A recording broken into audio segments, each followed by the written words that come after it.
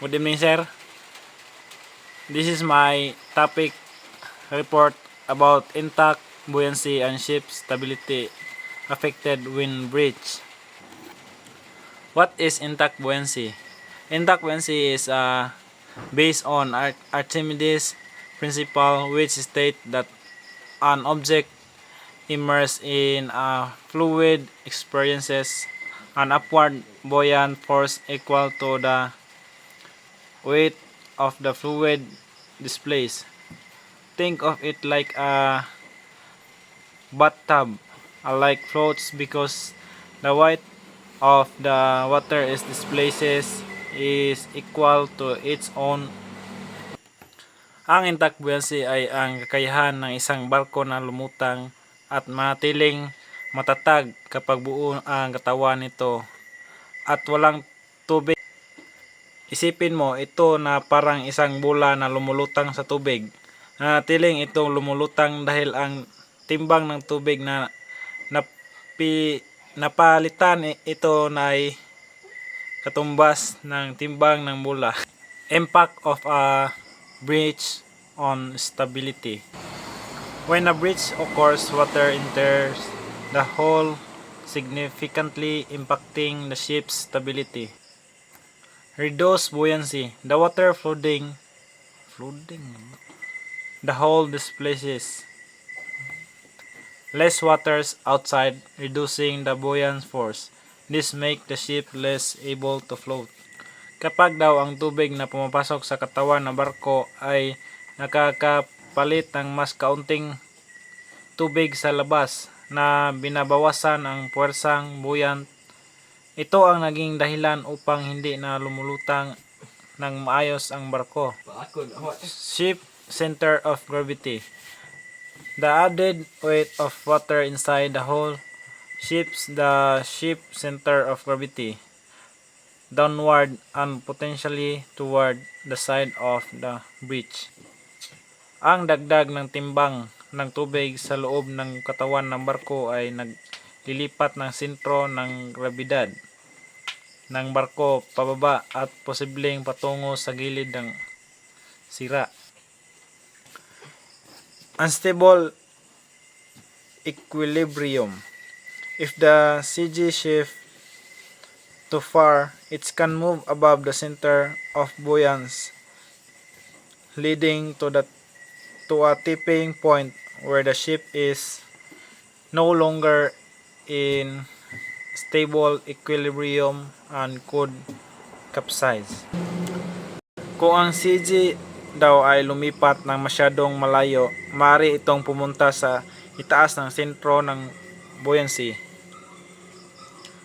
na humahantong sa isang punto kung saan ang barko ay hindi na nasa matatag na balanse at maaari itong tumaob. Consequences of loss of stability. Tilting and rolling. The ship may start to tilt and roll, making it difficult to control and increasing the risk of capsizing. Maring magsimulang ikiling at umikot ang barko na nagpapahirap sa pagkontrol nito at nagpapataas ng panganib ng pagtaob. Flooding and sinking. As the ship loses buoyancy, more water floods in, potentially leading to the ship sinking.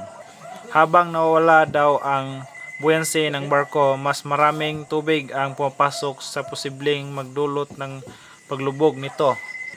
Danger to crew and passengers. Loss of stability creates a hazardous situations for everyone on board, increasing the risk of injuries and potentially loss of life. Ang pagkawala daw ng katatagan ay lumilikha ng isang panganib na sitwasyon para sa lahat ng nasa barko na nagpapataas ng panganib ng mga pinsala at posibleng pagkamatay. Mitigation and damage control. Ships are equipped with damage control systems to address breaches and restore stability. Damage control teams. Train crew respond immediately to contain the bridge and pump out water. Ang mga sinanay na tauhan ay agad na tumutugon upang pigilan ang sira at magbomba ng tubig. Sailing techniques. Teams utilize various method to plug the breach and prevent further flooding. Mga teknik sa pagsara, ginagamit ng mga tauhan ang ibang mga pamamaraan upang isara ang sira at maiwasan ng karagdagan. Shift cargo. Cargo may be shift to counterbalance the weight of the water and reposition the water of gravity. Sa gitna ng kaguluhan, isa sa mga estratehiya ang ginagamit ng mga tauhan para maibalik ang balanse ng barko ay ang paglipat ng kargamento. Parang laro ng timbangan, kailangan nilang ilipat ang mga mabibigat na bagay para ma-counterbalance ang bigat ng tubig na nakapasok sa barko. Conclusion: understanding intact buoyancy and its impact on ship stability in a breach scenario is crucial for maritime safety. While breaches are a serious threat, effective damage control measures and crew training play vital roles in mitigating the risk and ensuring the safety of the vessel and its occupants. That's all. Thank you.